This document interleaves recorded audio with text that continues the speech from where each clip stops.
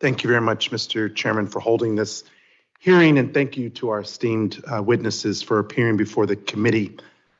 I'm actually glad that we have your expertise and insight to highlight just how fundamental the American Rescue Plan has been to our country's pandemic recovery.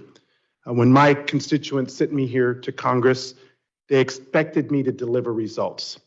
They sent me here with the dual mission this past 2 years of crushing the COVID pandemic and implementing an equitable recovery for working Americans.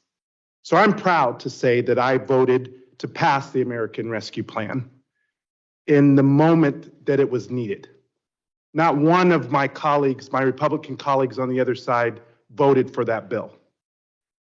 What was their plan? To crush the pandemic. What was their plan? To help small businesses and entrepreneurs.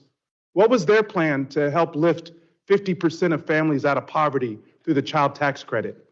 And what was their plan to help state and local governments who have been at the forefront of providing the response to crush the virus and to help with our economic recovery? When I talk to my mayors in my local governments, they tell me they use that money for what? Public safety. The only ones to defund law enforcement were the Republicans who voted no on the American Rescue Plan. That's the facts. Now, I didn't come here to defend every program.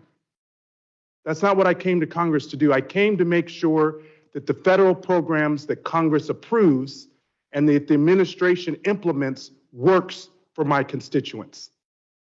And there are areas that need to be improved. But when you don't even have a plan to address how you would crush the pandemic or ensure economic recovery that's equitable, I think that's a major problem.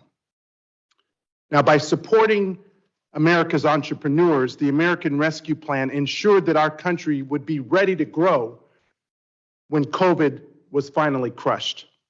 Would you agree, Dr. Coronado, that the American Rescue Plan positioned our economy on the path for growth by mitigating the worst impacts of the pandemic?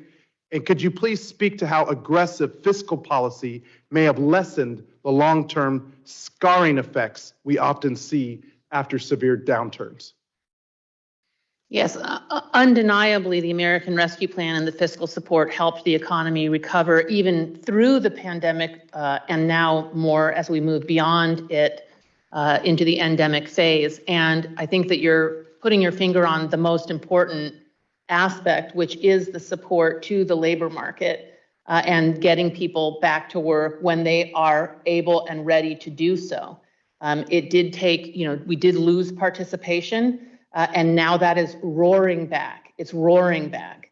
And that is because people now are able and ready, and they are actually able to come in and command higher wages and better situations, more full-time work.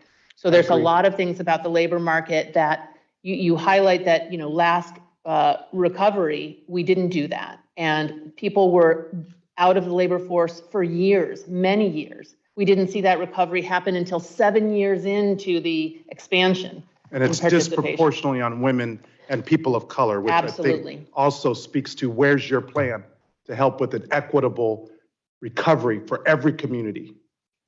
Now, one of the challenges that I continue to hear from people in my district is the cost of living, affordable housing.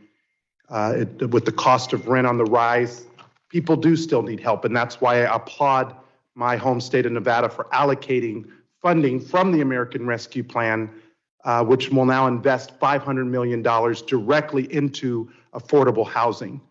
Now, those solutions can take many different forms, but Mayor Williams, will you please discuss the many ways in which municipalities have used ARP funding to help constituents with essentials, such as keeping food on the table or a roof over their head? Yes, sir, and thank you for that question. That was something that was so important to my community.